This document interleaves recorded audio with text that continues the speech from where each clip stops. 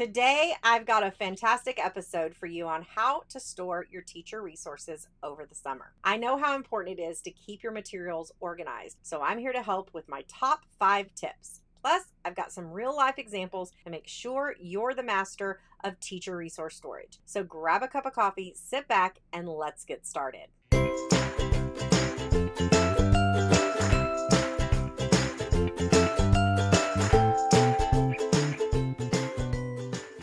What's kicking, educational rock stars? Welcome back to another episode of Teaching Made Easy, where I strive to bring you practical tips, inspiring stories, simple classroom systems that actually work, and expert insights to help you become a more effective and confident K-5 teacher. I'm your host, Farah, the Center Fairy, and in each episode, we'll explore a different aspect of teaching, from lesson planning and classroom management to student engagement and professional development. If this is your first time joining me here on the channel, be sure you hit that like and that subscribe button and click that bell so that you get notified when I go live or upload a new video here on the channel. This week, we're chatting all about storing our teacher resources, so grab your favorite beverage, turn the volume up, and get ready to be inspired and empowered. Let's dive in. First things first, let's talk about sorting and organizing. We've all been there. Our classroom is a jumble of materials and we don't know where to start.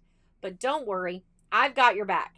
Start by going through your classroom library, manipulatives, bulletin board decorations, and other materials, and then decide what you want to keep and what you're going to toss. When you're sorting through your classroom library, separate the books into categories like fiction, nonfiction, and leveled readers.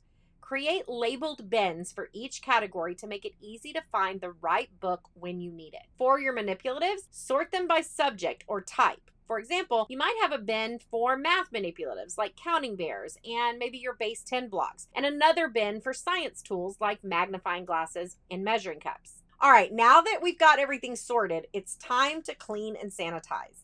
It's crucial to prevent any pests or mold from taking hold while your materials are in storage. For stuffed animals and fabric items, give them a good wash and dry them thoroughly. For items that can't be machine washed, like plastic manipulatives, wipe them down with disinfectant.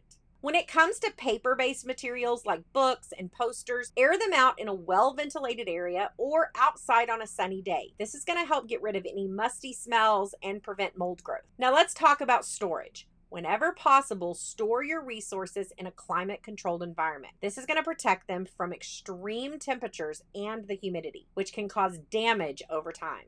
If you have access to a storage room at a school with a climate control, utilize that space for your valuable resources like books, electronics, and delicate art supplies. If you don't have access to climate-controlled storage, try to find a dry, cool space at home. For example, you can store your materials in a closet or under your bed away from direct sunlight or moisture. And one of my favorite ways to store resources at home is to get those fabric file boxes that have a top. And when you're not using them, they will fold down, but when they're in use, they are cute and they can sit maybe in your dining room or in a bedroom against a wall and not be an eyesore, not like those cardboard boxes will be. You've got everything sorted, cleaned, and stored, but how are you going to find it all when you need it? Simple. Label, label, label. For your book bins, label each bin with the category and the reading level. That way you'll know exactly where to find the perfect book for your lesson. When it comes to art supplies, use clear plastic containers and label them with the contents. For example, you can have a container labeled markers and another one labeled glue sticks. This is going to make it easy to see what's inside and grab what you need quickly. One of my favorite storage items for math and literacy centers is the 12 by 12 iris boxes. These cases are large enough to hold a ton of center activities, and with the cute labels that I've created for you, you can have them organized and looking fabulous on your classroom shelves. Check the link in the description to grab these for your classroom and learn my 3 steps to organizing your math and literacy centers with ease.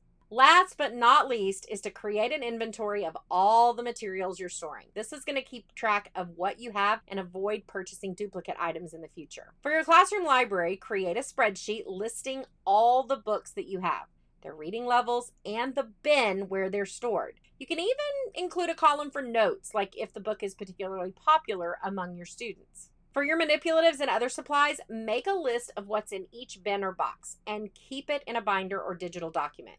This way you can easily refer to your inventory when you're lesson planning or shopping for new supplies. Now, with these 5 tips, you're going to be a pro at storing your teacher resources over the summer. Your future self will thank you when you come back to a neat, organized, and easy to navigate classroom in the fall. If you found this video helpful, be sure to give it a thumbs up and subscribe to our channel for more awesome teacher tips and tricks. Don't forget to hit the notification bell so that you won't miss any of our upcoming videos. And as always, feel free to share your own storage tips and experiences in the comments below. We love hearing from you. Until next time, happy organizing. Now, if you're looking for more tips, strategies, and simple systems to take into your classroom to make your teacher life easier, check out the videos on your screen. Thanks for watching, and keep being an educational rock star.